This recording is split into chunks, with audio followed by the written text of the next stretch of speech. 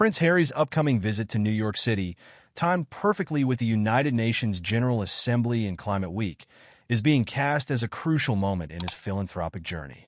However, beneath the surface, this trip seems more about rivalry and self-promotion than genuine advocacy.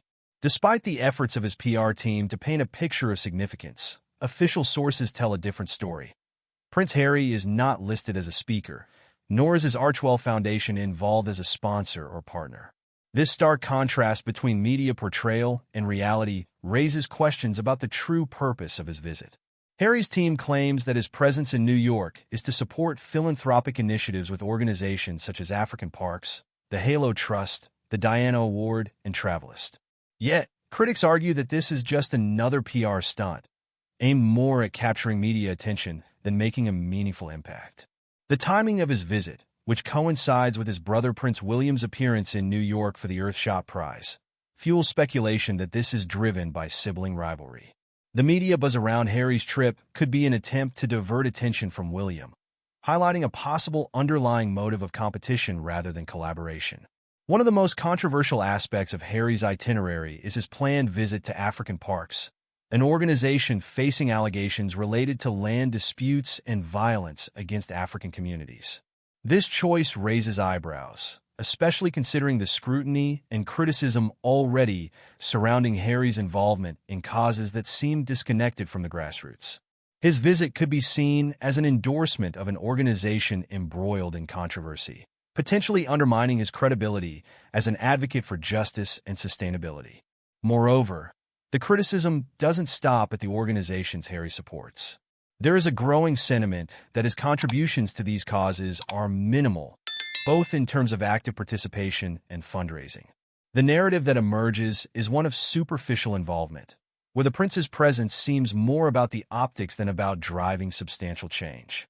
This perception is reinforced by his pattern of showing up at high-profile events, making headlines, but not following through with sustained efforts.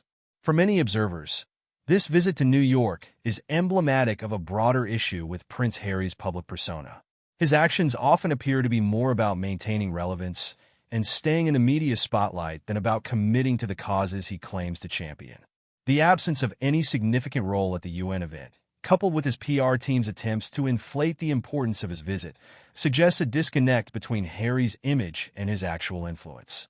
The media's portrayal of this trip as significant contrasts sharply with the reality that Harry's involvement is marginal. This raises questions about his motivations and whether this visit is more about countering William's growing influence in the philanthropic space than about advancing the causes he claims to support. As the narrative unfolds, it becomes increasingly clear that this trip might do more to highlight the rivalry between the brothers than to contribute meaningfully to the global discussions on climate and sustainability. In the end, Prince Harry's visit to New York is likely to be remembered not for any lasting impact on the issues at hand, but for what it reveals about the ongoing tension within the royal family and the prince's struggle to carve out a meaningful role in the world.